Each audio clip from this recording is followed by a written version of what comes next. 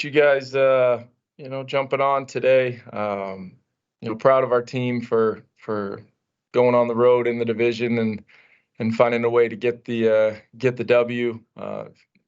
Clearly, there's a lot of things we can do better as a team. I thought the defense spearheaded the effort with some big time individual performances, and collectively as a group, was happy to finally have a game where we did win the turnover battle. And although we weren't as effective offensively as we want to be, clearly in the second half, especially, still we're able to limit opportunities for potential negative plays and turnovers to happen.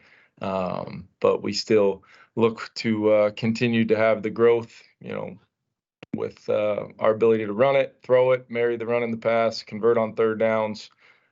So we've got a lot of work to do there. Giving you guys an update on some injuries. Marcus Davenport does have an ankle injury. We're kind of still going through the evaluation here this morning and this afternoon on exactly the extent of that injury, but it is definitely something that we're going to have to really take a look at from a medical standpoint, and I can update you guys on a timeline of what that looks like, but we're still working through that. Caleb, following the game, did kind of come in with some soreness that he had been kind of working through, kind of in his oblique area. And that'll be something he'll work through hopefully this week. But we'll continue to evaluate that. And then Ezra Cleveland with a foot injury, kind of the same type of situation, but hoping that Ezra can progress. But it'll be a day-to-day thing as well.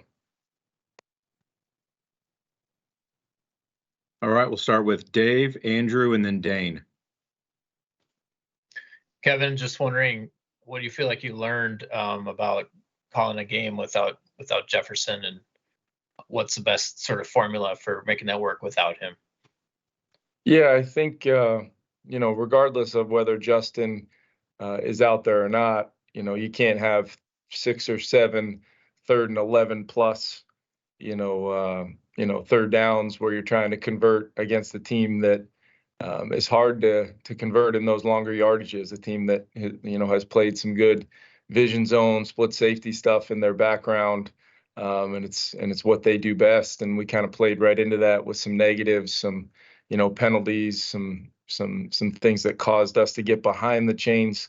We did not run the ball as efficiently as we wanted to. Got to credit the Bears and some of the things they did from a movement standpoint, activating some DBs in the box and things like that. But we've got to be better, on those early downs, be more efficient, and then find a way to convert. And there were some man-to-man chances that we had, and some opportunities that we'll continue to try to help our guys the best we can. But we have a lot of confidence in that group out there to go win one-on-one matchups and try to consistently protect and give Kirk a chance to go through his progressions and be decisive with the ball. I thought there were some great examples of that on the 2-minute drive when we kind of systematically worked the ball down the field, but we just got to see it a little bit more. And there's a lot of things a lot of us can do better, and we'll get back to work here coaching those things up and continue to adjust here in this short term without Justin, where we have guys step up and make some plays in his absence. Yeah, Kevin, just piggybacking off that, what can you do at this point to get more out of the running game? Yeah, I think it's, we taking a look at the tape today, there were some fundamental things that, maybe we didn't do as well as we would have liked, and certain things that we'd kind of put on tape over the last 2-3 weeks that didn't show up as consistently on the tape yesterday. And I think once again, you can credit the Bears and kind of some of the things they were able to do. It was a team going into the game that had forced quite a bit of negatives in the run game through some of the things that they do schematically, and they were able to be effective on some downs there, especially early on in the second half there, that contributed to us having too many 3-and-outs and some, quite frankly, some less than ideal third down situations, either backed up long yardage or potentially off of some of those, kind of negatives, either the lateral play that went backwards, the intentional grounding call, where Kirk was trying to dish it to CJ as ineligible once we kind of gave up an immediate pressure there. There was just a lot of scenarios there and a very limited amount of plays when you're not able to sustain. At least you guys know I've talked about getting that first down and kind of triggering the ability to move the football there. When we were able to do that, either in that 2-minute drive or early on in the game where we, drove and were able to get 2 chances at some field goals for Greg, which he was outstanding, knocking those 250-plus yarders through. But ultimately, it just comes down to guys maybe in some new roles continuing to grow in their execution and the trust and what we're asking them to do, and then just some of the guys we do rely on being a little bit more consistent.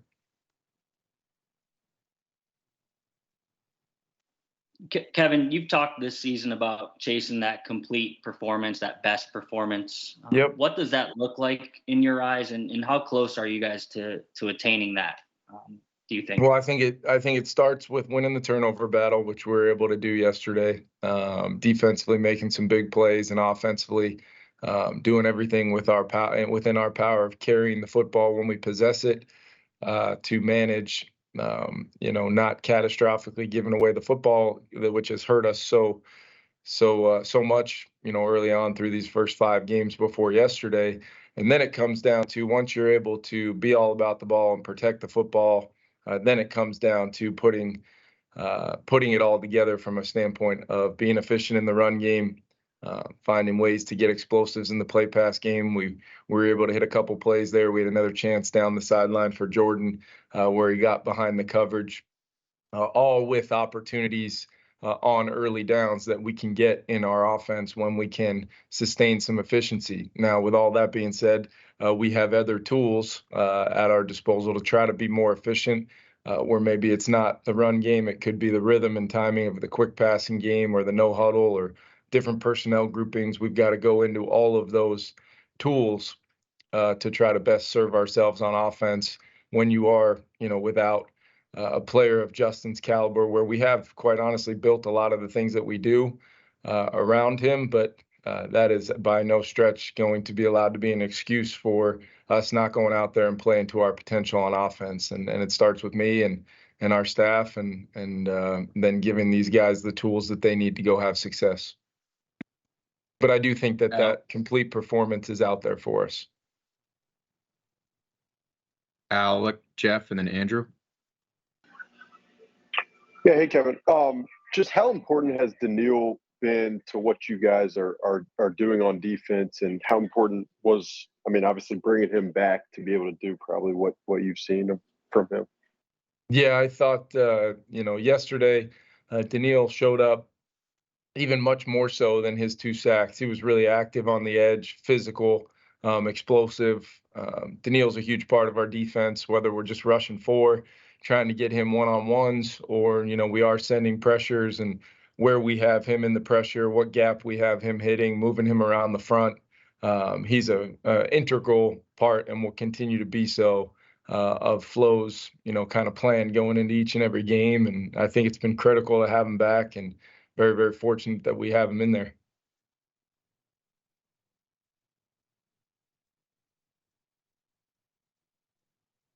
Jeff, I think you're muted.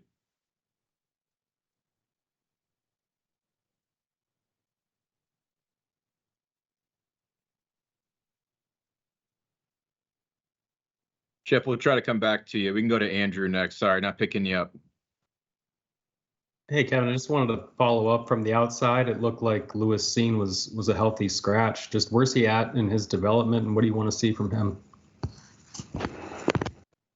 Yeah, Lou's been, he's been working his way back from that hamstring injury, and we feel good about him, being at full capacity here, and hope to get him going a little bit. My anticipation is he'll be up and ready to roll this week, and maybe taking on some roles, at gunner, having some things on defense, whatever that looks like, we'll work through that.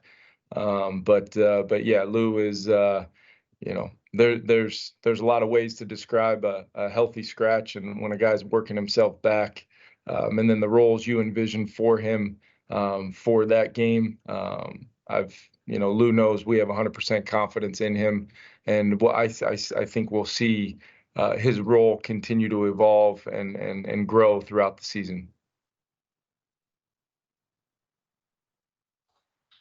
You got me now? Go ahead. Okay, Yep, yeah, all good. You actually have to turn your mic on for it to work. I just noticed in a stat here, you guys have 18 sacks the first 6 games. That's top 10 in the league. You talked about Daniil a second ago. Just kind of what has it taken to really improve that stat based on some struggles in getting pressure on quarterbacks the last season? What have you done to improve that this year? Yeah, I think it starts with, guys like Daniil, Marcus, DJ Wanham has shown up.